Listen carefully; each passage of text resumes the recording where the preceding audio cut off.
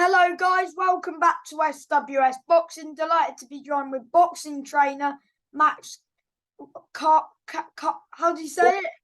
Cranage, sorry. And he trains three boxers: Paul Roberts, Rob Green and Charlie Cowley. Should we talk about Rob first? Absolutely, yeah. So how long have you been training him for? So I've actually known Rob for about 12 years. He did quite a bit in the amateurs, and then after a bit of time out, I approached him and said about maybe going professional. So I think we started sort of in the middle of 2019, and then we got his debut out of the way. He fought Lewis Van Pooch on his debut in Taunton. It was, yeah. Poochie came in a bit overweight as well, so he was quite a bit bigger than Rob on the night, and he's a strong guy. And then his career got a little bit derailed by COVID, as only a month later we went into lockdown. Oh, so so what month are you trying to get him back fighting? It's a bit of a tricky one at the moment because he actually fractured his eye socket a couple of months ago in sparring. And we got his license and his medical done earlier on in the year, and sort of nothing really come of it. So he sort of was out of the gym over the summer, and then he come back, and then he fractured his eye socket in sparring, which has kind of put the brakes on things again. So maybe May, June? Yeah, possibly. I mean, I think we'll just get New Year out of the way, and I'll have a chat with him and see where he wants to go with it, because it can be a bit deflating having so long out of the gym and training and stuff. So we'll just have a chat after the New Year and sort of see what he wants to do. Is he super middleweight? Yeah, super middle. So he had his debuts around, I think he weighed in just over 75 kilos. And when he turned over, he was about 83 kilos. So he did come down quite a bit in weight. Oh, okay. Yeah. So, of course, you've got Paul Roberts, who's unfortunately came up short. But personally, against Jack Hughes, but personally, I thought he won both of them. I think I'll agree with you on the first one for sure. Personally, I had Paul winning 7 out of the 10 rounds. The first one? The first fight, yeah, I thought he won 7 out of the 10 rounds fairly clearly. That's my personal opinion. Yeah. The second one, it was close. And to be honest, out of the two, if I was to give a draw, I probably would have given it on the second fight. But, you know, Jack won, fair play. He done what he had to do, and he obviously done enough to get the nod. It was still close. It was. Like I said, personally, you know, it's very different when you're in the corner and you're watching it, because you're seeing it from a completely different angle. And also you can see how much, and you've seen the hard work Paul's put into it, haven't you? In the gym. Exactly. You know, everyone gets emotionally invested, and when you're watching it from the corner, you probably give things to your guy that the referee might give to the other guy, and, you know, sort of stuff like that. So the result could go a different way if you ask 10 people. It was a good fight, both of them, though, even though, you know, we both wanted Paul, but, you know, he's got another shot against Harry Mullins. He has, yeah.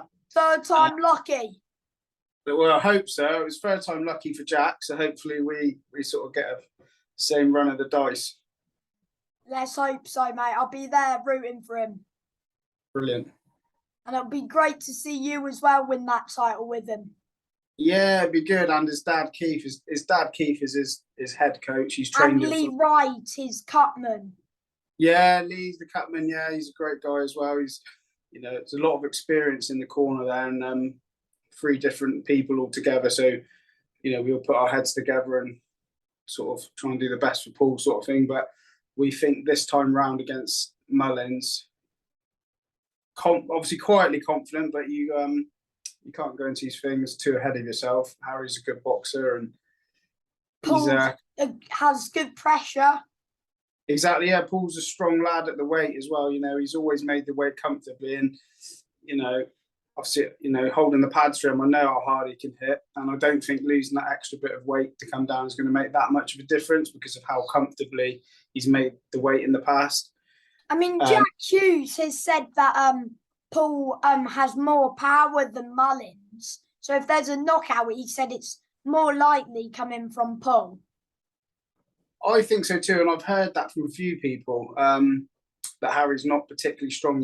He's a good, skillful boxer, and he's done well in the ABA. So you can't overlook him at all. And strength can only take you so far, but it will be a big factor for Paul and us going into this fight for sure. Yeah. So for Paul, do you know the ticket prices for anyone watching this who wants to go and support him? Off the top of my head, I couldn't tell you, no. But I think they're normally around the 50 quid mark. Oh, so like last time? Yeah, I think it's a general rule of thumb. They're always roughly around the same sort of price for York Hall. Ah, fair enough. I think it's a Nielsen show. That's right, yeah, Mark Nielsen show, yeah. And WBM, Warren Boxing Management. Ah, brilliant. Because he boxed on Warren Boxing Management against Reece Taylor, but that fight, mate, it's more a trip, wasn't it? Trip over. I think so, yeah. I think he was a little bit off balance, but at the end of the day, he was caught with a blow that knocked him down or caused him to fall. So, as rules go, it was a knockdown. But like you said, I think everyone knows that he was off balance. It was a bit more of a trip. Why hasn't there been a rematch? Because if they rematch over 6, we know who would win. We know who'd win. I just don't think that's a fight that Paul's really going to learn from. Well, anyway, he's got better opportunities, hasn't he? Absolutely, exactly. This next fight of Harry's, it's another go at the Southern Area title, and it's he wants to be in as big a fight as possible with the best possible opponents, really. And I think Harry won the ABAs. I think he's an ABA champion. So well, it should be a great fight. Just put it that way. Absolutely, we're looking forward to it. Paul's always in a good fight. He is. He gives it everything, and he certainly comes to win for a lad that travels 3.5 hours away. Do you know what I mean? He comes to win for sure. And his record doesn't show how good he is. No, it doesn't at all. And I think Jack actually said that, and Kyle from Boxing Royalty. When the first fight got called, Paul and Jack, they looked at his record and they just thought straight away, oh, he's had a couple of losses in a draw. Yeah, they thought it was going to be easy, and but Paul is just a strong lad, and I can't wait until he has that belt around his waist and you lift him in the air, mate. I will. I'll give him a big old lift again, that's for sure. Yeah. And how long have you been working with Paul for? It's probably only about a year to 14 months. As I was saying earlier, his dad's his head coach. He's coached him from, obviously when he first started boxing as an amateur. But when I got my professional trainer's license for Rob Green, I've known Paul since he was a young lad, and it just made sense if he needed an extra hand, in his camps and stuff. I was always available. So were you Rob Green's head trainer, but you're like Paul's? Because there needs to be about 3 of you in the corner. So it's you, Paul, Dad, and Lee. Absolutely. So Rob, I coach solely, and then Paul more of an assistant coach to his dad. But we all, we work together. You still help Paul regularly. Absolutely, yeah. He's in. So my gym is actually only about 2 minutes away from the amateur club that him and his dad operate from. And Paul comes to me sort of 2-3 times a week. And we're actually looking at coming up to London for 4 or 5 days next year, so we can get some sparring in, because that was one thing that was lacking in the last fight with Jack. Didn't actually get any real quality sparring. Oh yeah, because you went over to Spain, he was saying, and you couldn't.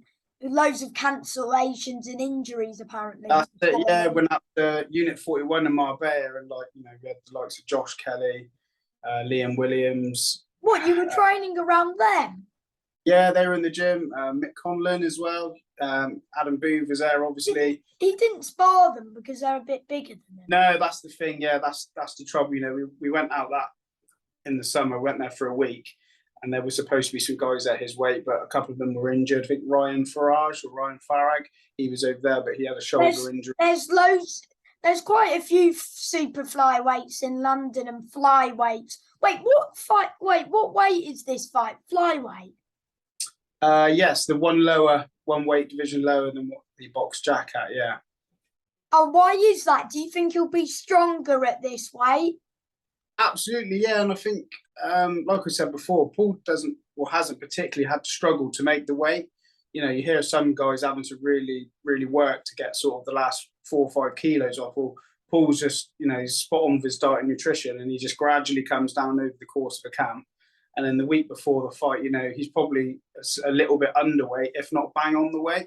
So he's never really had to really struggle. And he probably won't even have to struggle for this fight. It's only a couple of kilos extra. And because of he's made it so comfortably before, we come down just as easy, to be honest. And he'll go into that fight as strong as he did with the two with Jack.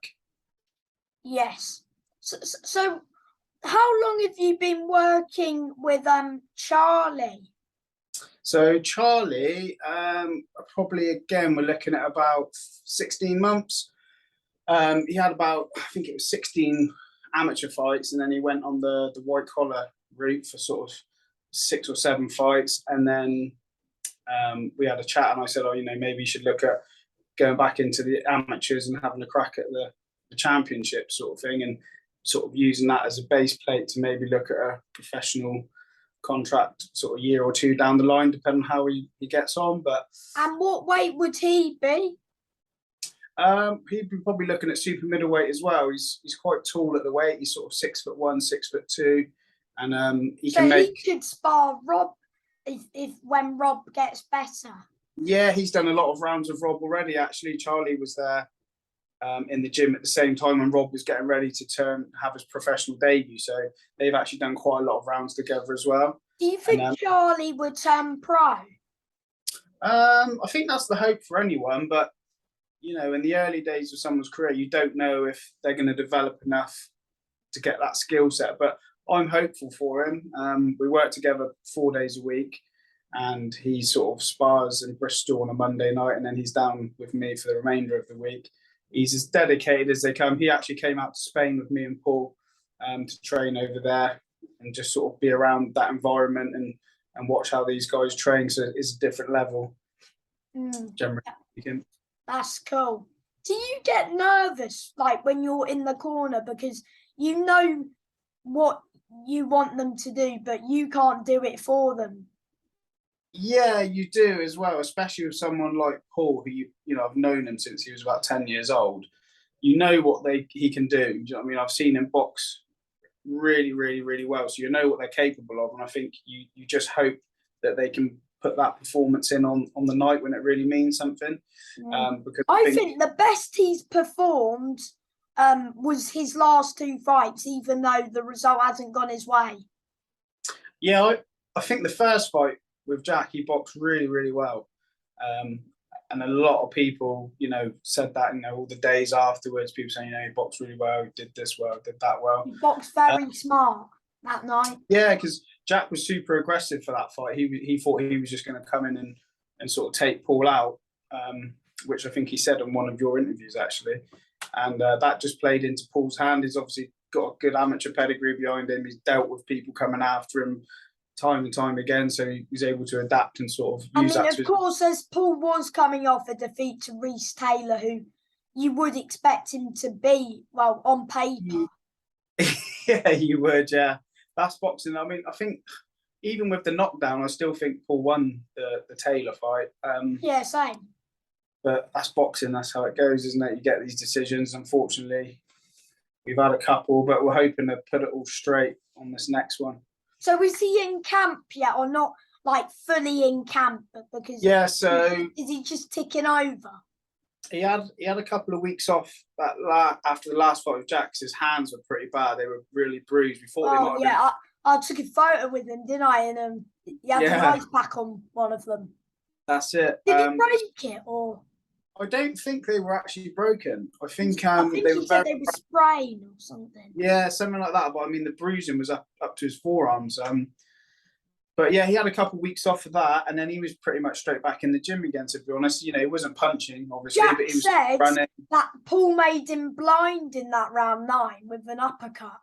Yeah, I saw he said that. Yeah, I mean, yeah, fair play to Jack. They both took some big shots in that fight. Do you believe that Paul could have stopped him? In the second fight, Yeah, do you believe he could have? honestly, like if I'm being truthful, on you know he caught Jack some good shots, and I can't remember if he ever looked in trouble. I don't think he did. I think in the first fight, Paul was on the front, because Paul was on the front foot. He didn't really see him he go was, yeah, backwards because he was on the front foot the whole time.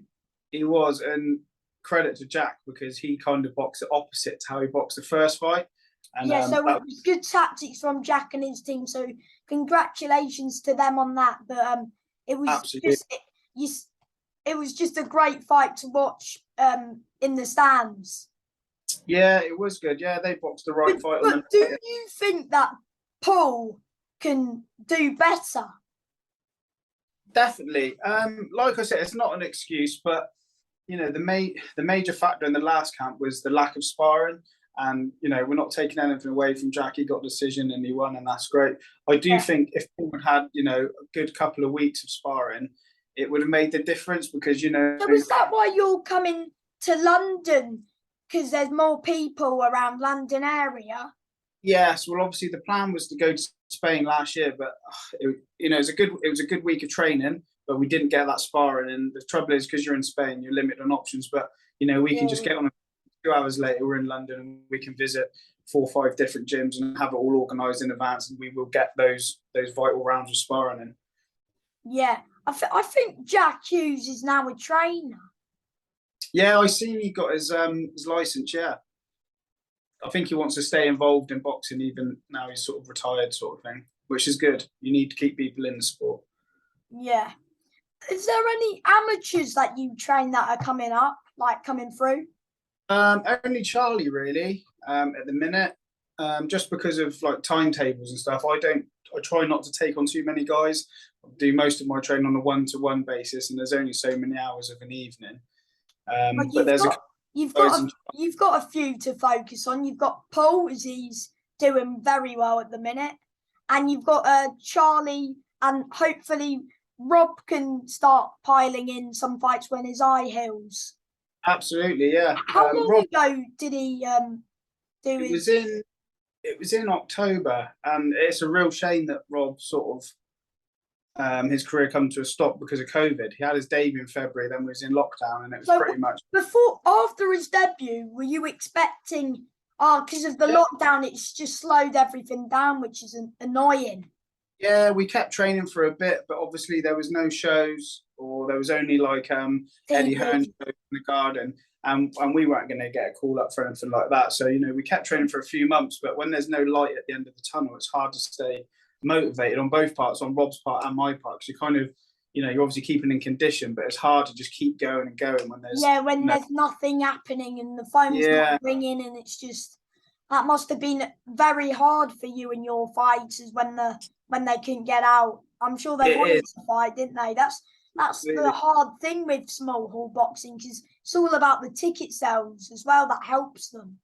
Exactly, yeah. So Rob had his debut on the Taunton show, and Paul actually boxed on that show as well, and Dean Dodge, who's from Yeovil at the time. So we had 3 sort of Somerset lads on a show in Taunton, which was really good. We was hoping to keep that going and maybe do another one at the end of the year. Is it because there's not many boxers from your area? Is that why there's no shows in Taunton? It is hard, yeah, because you can put a show on, get it all sort of done on paper, and then you only need 4 guys to pull out because they've got injured or something like that, and the whole show could collapse. So it is a big risk. And who's Paul's promoter? Mo Pryor. Mo Pryor, yeah. And who's with Rob? Who's his promoter? Rob was with Mo as well. And so will he stay with Mo when he comes back? If he comes back, I expect so, yeah. There's no reason why not. Rob was actually supposed to box again, but the opponent pulled out last minute, I think. I can't remember now. It was sort of in the summer. Was that when Paul was meant to rematch Reece Taylor? Yeah, Paul was due to box as well, but I can't. It was a bit of a while ago now, so I can't remember. He was due to box on it as well, and both of the fights got called off. And again, it was just another sort of kick while you're down. We prepared for this fight. We provisionally sold a lot of tickets. Rob was selling sort of 120 tickets. Paul does decent with tickets. Yeah, he does, and we make a fair old trek.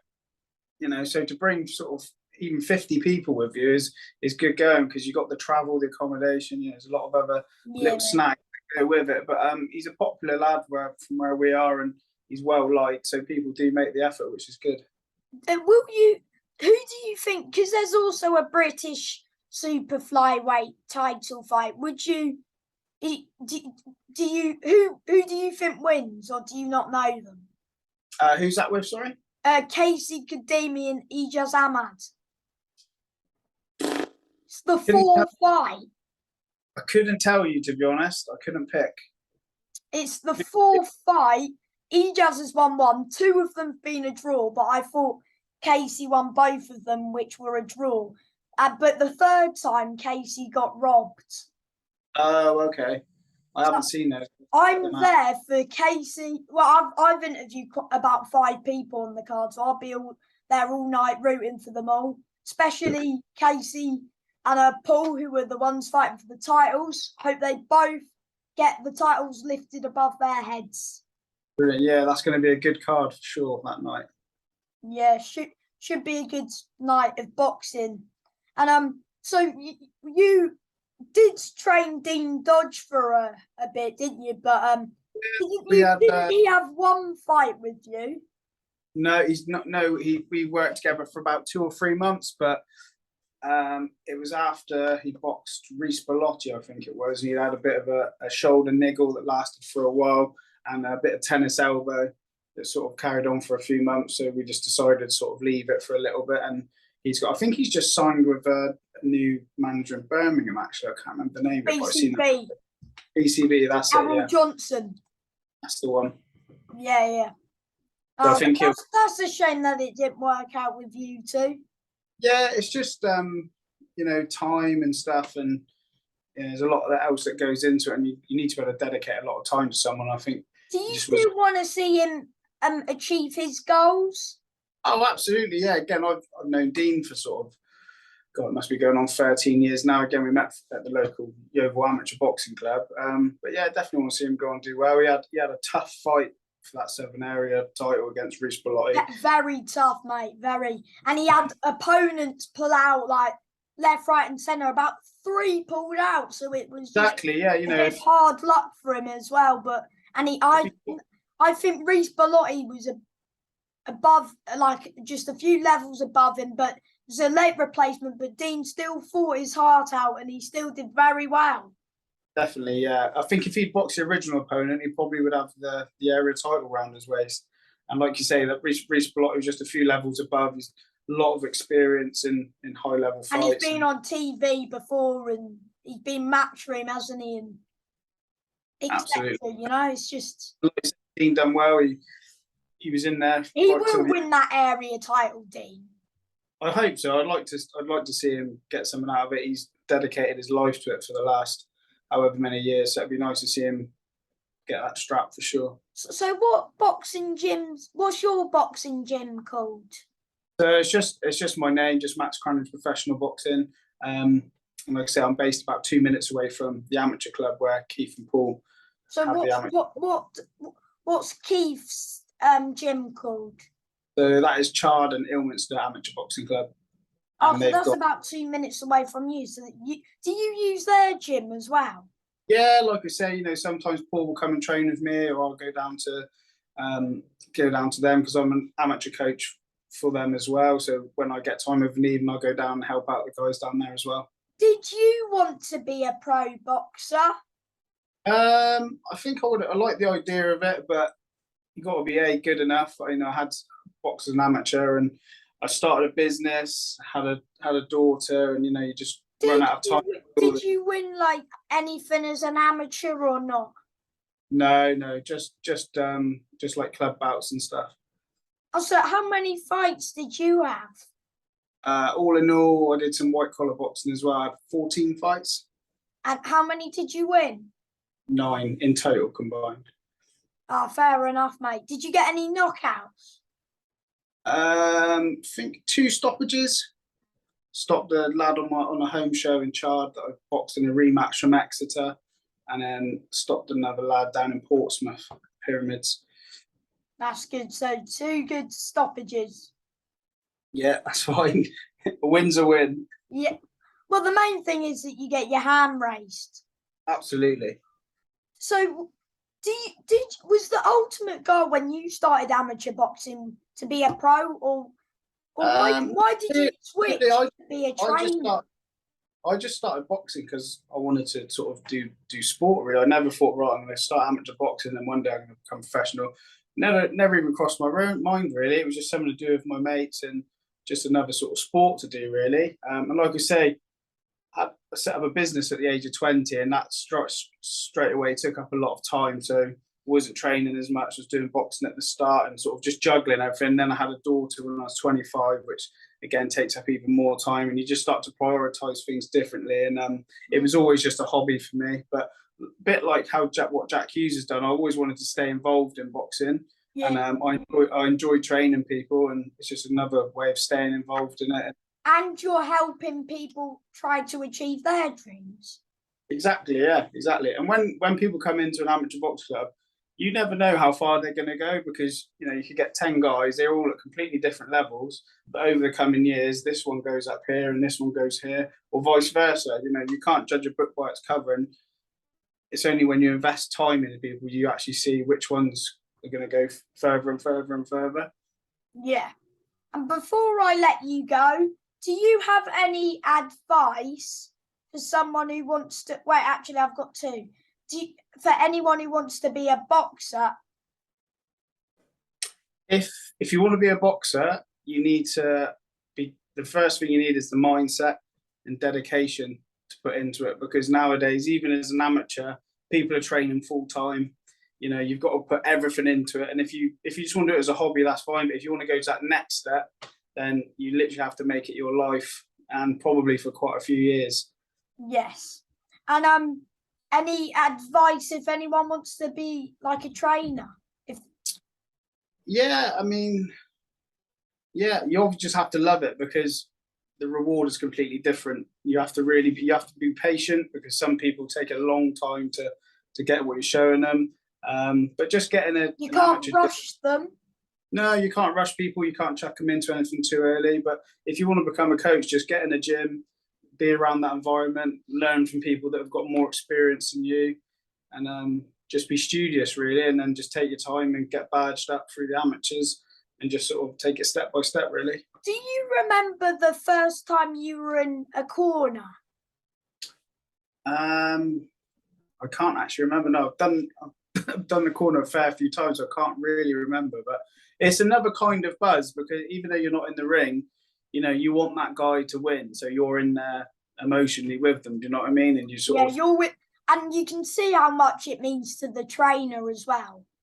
yeah, because we put in as the same amount of hours of work. Do you know what I mean? We're there from in the mornings and the evenings for 12, 16 weeks. If the fight gets called off, you make a game plan, and you have to put your effort into the fighter as well. So exactly, yeah. If I put 20 weeks of work into someone and their fight gets called off, the boxer's lost out. They've spent 20 weeks training. And I'm sure you're gutted as well.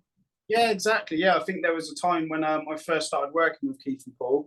We was all ready to box, and then I think about 2 weeks before the fight, Paul damaged his nose in sparring, and he had to have an emergency operation, and the fight got called off. But that was like 3 months of work.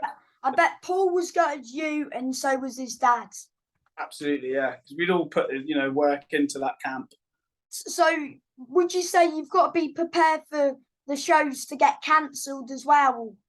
Yeah, it sounds a bit sort of pessimistic, I suppose, but when that date comes in, you've got to be prepared for it to be pulled off even the day before. It does happen. Opponents pull out, people get injured, 3 days before a fight.